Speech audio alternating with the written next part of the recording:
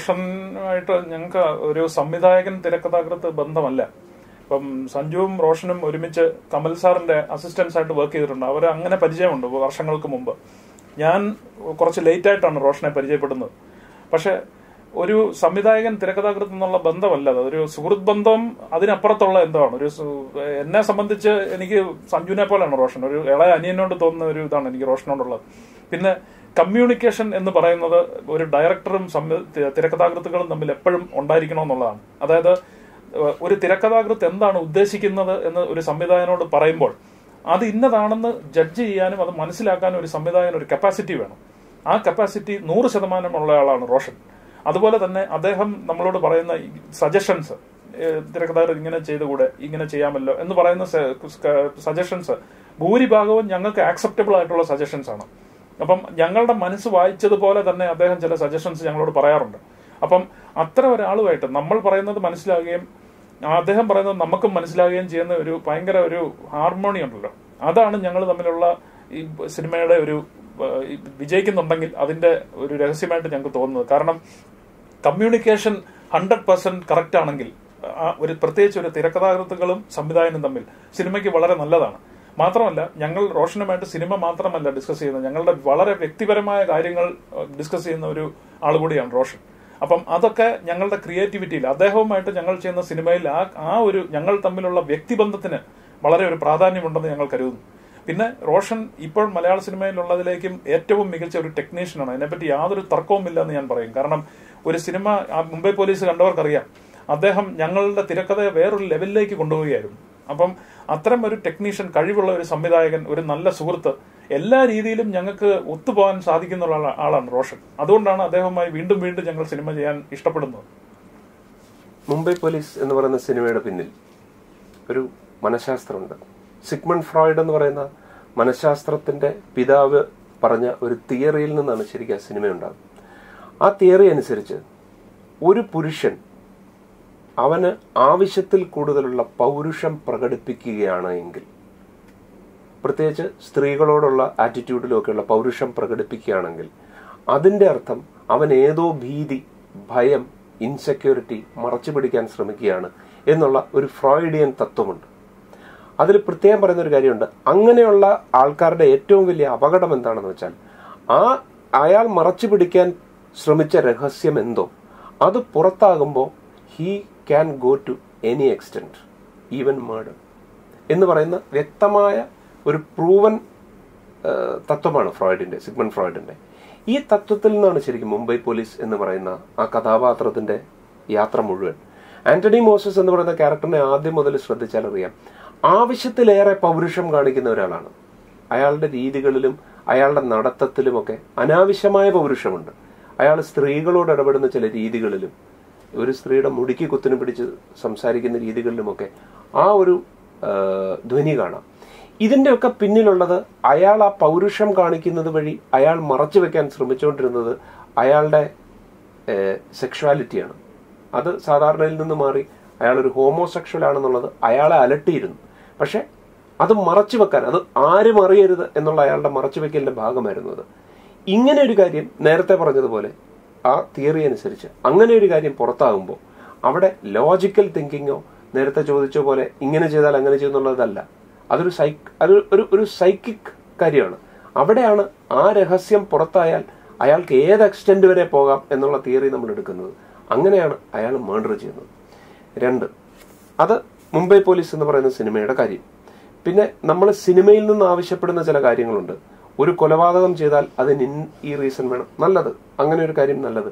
പക്ഷെ എന്തൊക്കെ റീസൺ ഉണ്ടായിട്ടാണ് ഇന്ന് കൊലപാതകങ്ങൾ നടന്നുകൊണ്ടിരിക്കുന്നത്? നമ്മൾ ഉൾപ്പെടുന്ന നമ്മുടെ നാട്ടിൽ ഇന്ന് കൊലപാതകം ചെയ്യാൻ നിസ്സാരമായ കാരണം മതി.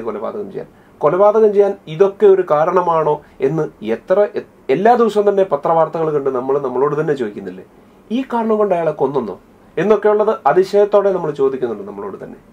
അപ്പോൾ അങ്ങനെ നോക്കുമ്പോൾ ഈ തിയറി ഞാൻ ഇപ്പോൾ പറഞ്ഞ ഇപ്പോഴത്തെ പ്രസന്റ് ഡേ സിറ്റുവേഷൻ കൂടെ കൂട്ടി ഞങ്ങൾക്ക് തോന്നുന്നത് മുംബൈ പോലീസ് എന്ന് പറയുന്ന ആ കഥാപാത്രത്തിന്റെ ചെയ്തി, ആന്റണി മോസസ് എന്ന് പറയുന്ന ആ ക്യാരക്ടറിന്റെ യാത്ര ന്യായീകരിക്കാവുന്നത് തന്നെയാണെന്നാണ്. പൃഥ്വിരാജുമായിട്ടുള്ള ഞങ്ങളുടെ ആദ്യത്തെ സിനിമ അയാളും ഞാൻ തമ്മിലാണ്. ആ സിനിമയുടെ ജോലികളുമായിട്ട് ബന്ധപ്പെട്ട് പലതവണ അദ്ദേഹത്തെ ഞങ്ങൾ കാണേണ്ടി വന്നിട്ടുണ്ട്. അപ്പോഴൊക്കെ അദ്ദേഹത്തിന്റെ ഒരു ഡെഡിക്കേഷൻ, ഒരു ആർട്ടിസ്റ്റ് എന്നുള്ള നിലയിൽ അദ്ദേഹത്തിന്റെ ഡെഡിക്കേഷൻ, അദ്ദേഹത്തിന്റെ സ്ക്രിപ്റ്റിനോടുള്ള അപ്രോച്ച്, സ്വന്തം ക്യാരക്ടറിനെ നന്നാക്കാനുള്ള അദ്ദേഹത്തിന്റെ ഒരു വ്യഗ്രത, ഇതെല്ലാം വളരെ വ്യക്തമായിട്ട് ഞങ്ങൾക്ക് ഉൾക്കൊള്ളാൻ സാധിച്ചിട്ടുണ്ട്. അപ്പം അങ്ങനെ മുംബൈ പോലീസ് എഴുതി വന്നപ്പോൾ അതുപോലെ ഒരു എക്സ്പീരിയൻസ് ഉള്ള, അതുപോലെ നന്നായിട്ട് അഭിനയിക്കുന്ന ഒരു ആർട്ടിസ്റ്റിന് മാത്രമേ ആ കോംപ്ലിക്കേറ്റഡ് ക്യാരക്ടറിനെ അവതരിപ്പിക്കാൻ പറ്റൂ. കാരണം അതിൻ്റെ അകത്ത് ആന്റണി മോസസ് ഒരു വളരെ കോംപ്ലിക്കേറ്റഡ് ക്യാരക്ടറാണ്.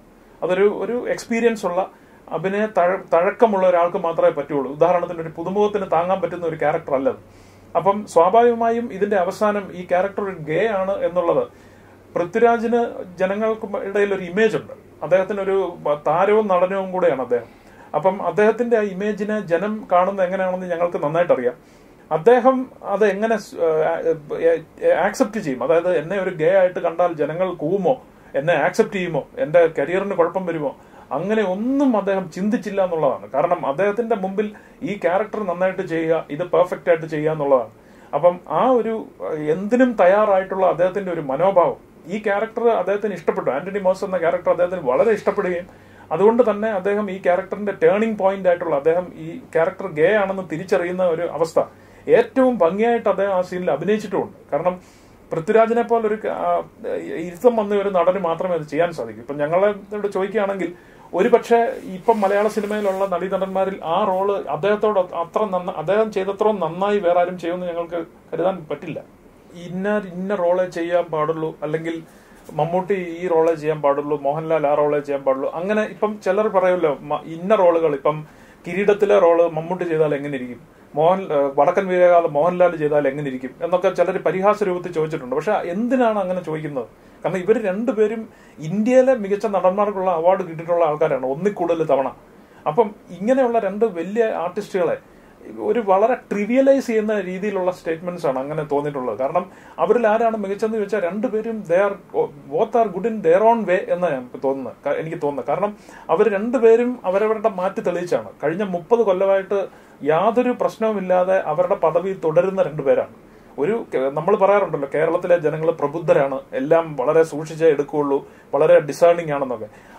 ഇത്തരം ഡിഫിക്കൽട്ടായ ഒരു ജനതയുടെ കൂടെ 30 വർഷം സൂപ്പർ താര പദവിയിൽ നിന്ന രണ്ടുപേരാണ് ഇവർ. അപ്പം ഇവരിൽ ആരാണ് മികച്ചതെന്ന് ചോദിക്കുന്നതിൽ പ്രസക്തിയില്ല. കാരണം അവർ രണ്ടുപേരും മികച്ചവരാണ്. ഇപ്പൊ എന്നോട് ചോദിച്ചാൽ എനിക്ക് ഇവരെ ആരാ മികച്ചതെന്ന് എനിക്ക് സത്യം പറഞ്ഞാൽ പറയാൻ പറ്റത്തില്ല. കാരണം രണ്ടുപേരും അവരവരുടെ, ഇപ്പം രണ്ടുപേരുടെയും നമ്മൾ ചിന്തിച്ചാൽ രണ്ടുപേർക്കും ഒരു 10 റോളുകൾ കാണും നമ്മൾ എപ്പോഴും ഓർത്തിരിക്കുന്നത്. അപ്പം മമ്മൂട്ടിയുടെ മോഹൻലാലിന്റെ കാര്യം പറഞ്ഞാൽ അങ്ങനെ.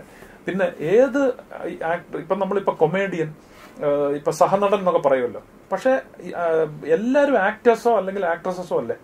ഇപ്പം മികച്ച നടൻ എന്ന് കൊടുക്കുമ്പം അതൊരു കോമഡി റോൾ ചെയ്ത ഒരാള് ആ കോമഡി റോളാണ് നന്നായിട്ട് ചെയ്തതെങ്കിൽ അദ്ദേഹം ഒരു മികച്ച നടനല്ലേ. സെക്കൻഡ് ബെസ്റ്റ് ആക്ടർ എന്ന് പറയുന്നതിന്റെ ക്രൈറ്റീരിയ എന്താണെന്ന് എനിക്ക് ഇതുവരെ മനസ്സിലായിട്ടില്ല. സഹനടൻ എന്ന വാക്കിന്റെ അർത്ഥം എന്താണെന്നുള്ളതിന് ഒരു ക്ലാരിറ്റി ഇതുവരെ നമുക്ക് ഉണ്ടായിട്ടുണ്ടെന്ന് തോന്നുന്നില്ല. ചിലർ നായക കഥാപാത്രങ്ങളെ അവതരിപ്പിക്കും, അപ്പൊ അവർക്കാണ് ബെസ്റ്റ് നടനുള്ള അവാർഡ്. ചിലർ എപ്പോഴും സപ്പോർട്ടിംഗ് ആക്ടേഴ്സ് ആയിരിക്കും, അവർക്ക് അതിനുള്ള അവാർഡ്. അങ്ങനെ ഒരു കോൺസെപ്റ്റ് ഉണ്ട്. അത് ഒരു പരിധിവരെ ശരിയായിരിക്കും. പക്ഷെ ആത്യന്തികമായിട്ട് ആക്ടറും ആക്ട്രസും മാത്രമേ ഉള്ളൂ. നടൻ എന്നൊരു ഒരു നടൻ അല്ലെങ്കിൽ നടി, ഇതിൽ ഏത് ടൈപ്പ് റോൾ ചെയ്തു, കൊമേഡിയൻ ആണോ വില്ലനാണോ ഹീറോ ആണോ എന്നുള്ള ഒരു ഡിവിഷൻ അവിടെ വരരുതെന്നാണ് ഞാൻ ആഗ്രഹിക്കുന്നത്. പിന്നെ മലയാളത്തിലെ എല്ലാ ഇപ്പം വരുന്ന പുതിയ ആക്ടേഴ്സും ഇപ്പം എസ്റ്റാബ്ലിഷ് ചെയ്തിരിക്കുന്ന എല്ലാവരും അവരവരുടേതായ രീതിയിൽ നല്ലതാണ്. ഇന്നാരുടെ റോൾ ഇയാൾ ചെയ്യുമോ, അയാളുടെ റോൾ ഇയാൾ ചെയ്യുമോ എന്ന് നമ്മൾ ചലഞ്ച് ചെയ്തിട്ട് ഒരു കാര്യമില്ല. അത് വളരെ ഒരു ഫ്യൂട്ടൈൽ ആയിട്ടുള്ള കാര്യമായിട്ടാണ് തോന്നുന്നു.